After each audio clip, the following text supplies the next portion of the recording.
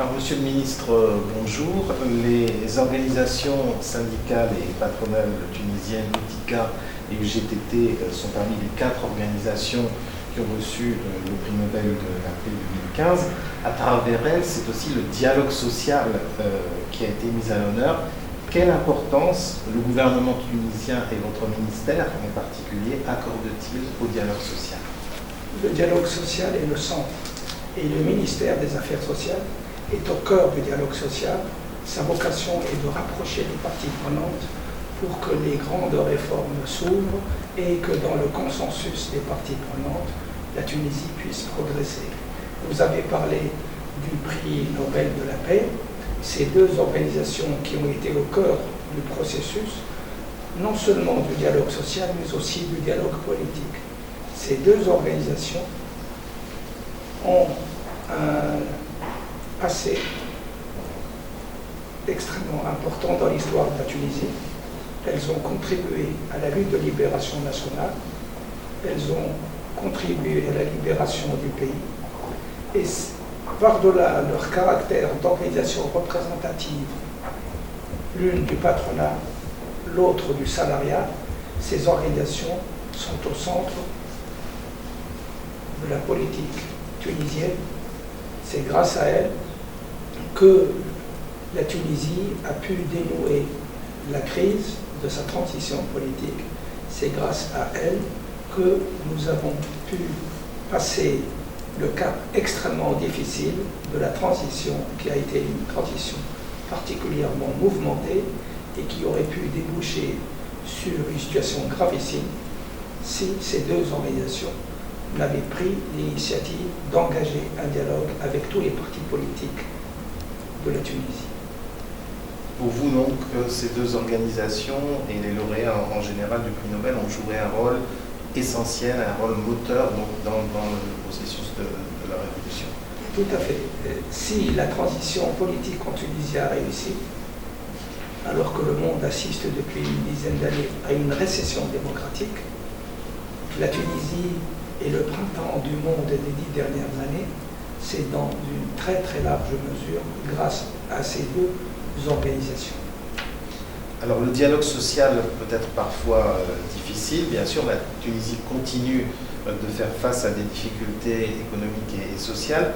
Quels sont les défis majeurs auxquels la Tunisie est confrontée selon vous? Vous savez, le premier défi, le plus important d'entre eux, et c'est celui qui explique la situation difficile dans laquelle la Tunisie se trouve, c'est le défi sécuritaire.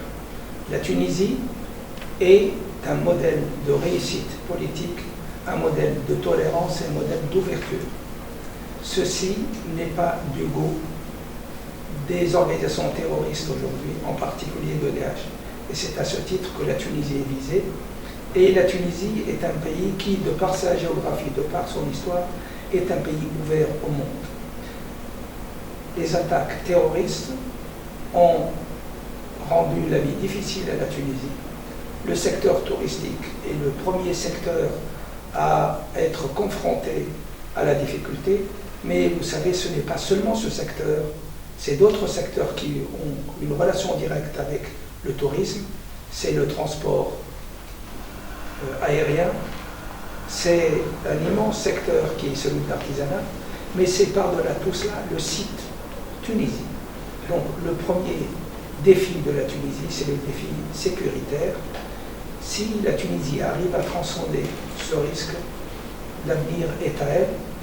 Aujourd'hui, le monde, et plus particulièrement la région, vivent des temps extrêmement difficiles. Ce que nous souhaitons, c'est que dans les meilleurs délais, ce risque soit transcendé et que la Tunisie puisse poursuivre sa marche vers l'avant et offrir des perspectives à sa jeunesse qui attend depuis longtemps maintenant. Justement, vous évoquez la jeunesse, le problème de l'emploi des jeunes reste majeur et il entraîne parfois des troubles sociaux. Comment sortir cette jeunesse du désespoir, éviter justement qu'elle ne tombe dans des pièges, dans des idéologies extrémistes? La solution est claire, il faut que la Tunisie devienne capable de générer des emplois en nombre et en qualité suffisante pour répondre aux besoins de sa jeunesse qui est dans une très large mesure une jeunesse éduquée, diplômés. Ce qu'il faut, c'est que notre modèle de développement change, que nous passions à un modèle de développement créateur d'emplois de qualité et en nombre suffisant pour offrir à cette importante jeunesse, en particulier les diplômés de l'enseignement supérieur, dont le nombre aujourd'hui au chômage est entre 200 000 et 250 000. Il faut donc de la croissance, il faut qu'il y ait un environnement propice à l'investissement et il faut une vision pour développer les régions, pour développer l'économie. Nous avons tout. Ce qui nous manque maintenant, c'est d'offrir de la Tunisie l'image d'un pays pacifique, sécurisé, dans lequel on peut séjourner, on peut vivre et on peut investir sans risque. La vérité, c'est que nous n'en sommes pas encore là, mais le gouvernement œuvre pour que cette situation devienne la situation prévalente dans notre pays dans les meilleurs délais. L'un des défis pour la Tunisie, comme d'ailleurs pour d'autres pays au même niveau de développement économique, c'est comment sortir une partie de la population de la pauvreté. Comment concevez-vous ce développement et cette lutte contre la pauvreté en Tunisie? La pauvreté est pluridimensionnelle. Il s'agit d'abord d'apporter aux populations vulnérables les secours dont elles ont besoin, une couverture qui leur permette d'avoir un revenu minimum pour faire face à leurs besoins fondamentaux, mais il s'agit de manière plus large d'offrir de la sécurité à ceux qui sont mis au chômage. Il faut mettre en place une sécurité pour une assurance contre le chômage, ce qui n'existe pas. Il faut couvrir 10 à 15% de la population qui sont toujours aujourd'hui non couverts par le système de protection santé.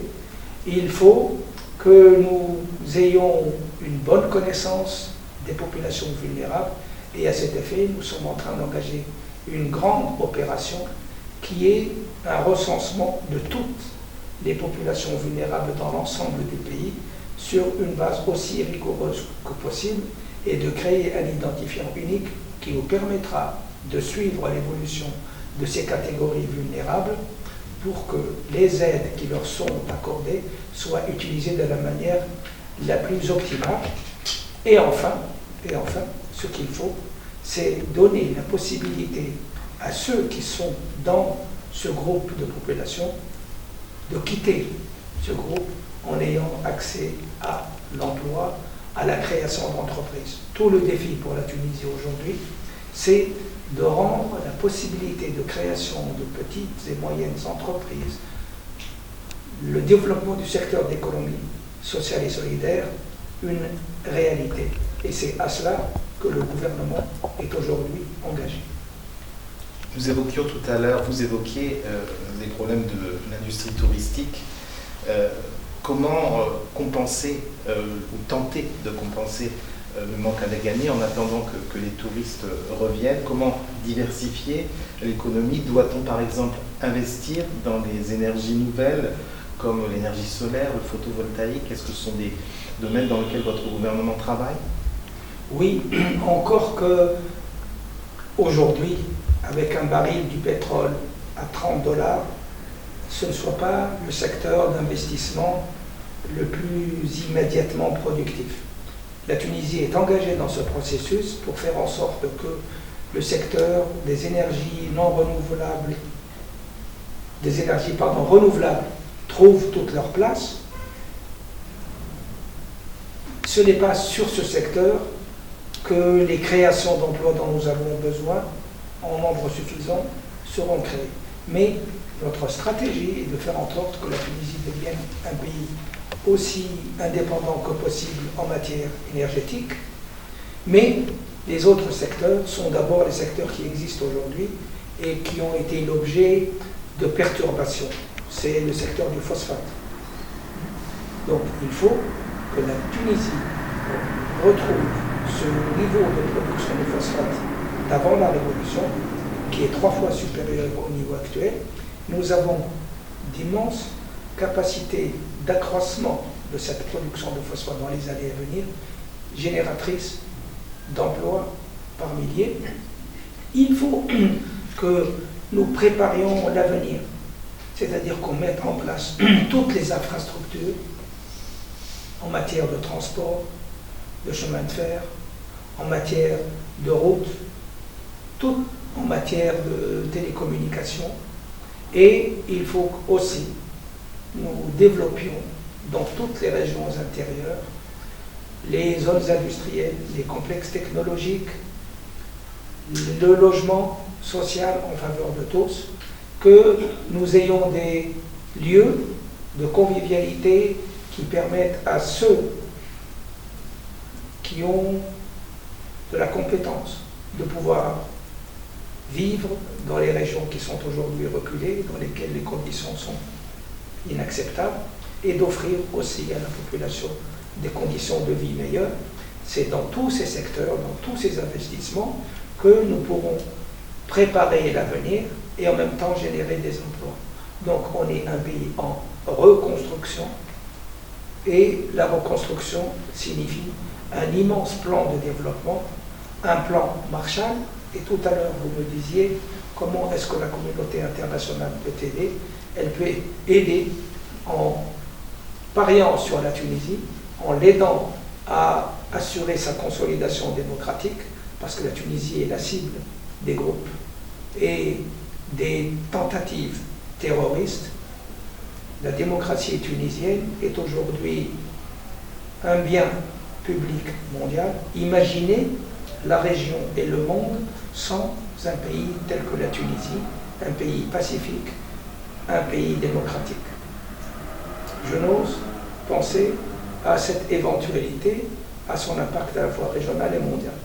La Tunisie est donc un bien public mondial. Elle est en train de contribuer à la stabilisation de la région, à offrir des alternatives et des espoirs à toute la jeunesse du monde. Il faut que la communauté internationale ait bien conscience de cela et qu'elle soutienne la Tunisie.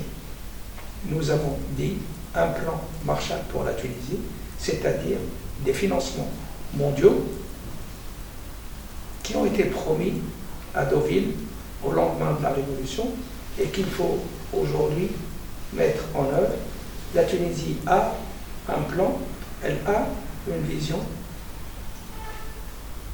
La communauté internationale peut jouer un rôle majeur dans la réussite de la consolidation démocratique en Tunisie et à aider le gouvernement tunisien, aider les Tunisiens à passer à une phase supérieure dont on est réellement capable de devenir un pays qui ne soit pas un pays de croissance moyenne, mais de croissance forte et qui offre de réelles perspectives à sa jeunesse et qui devienne un pays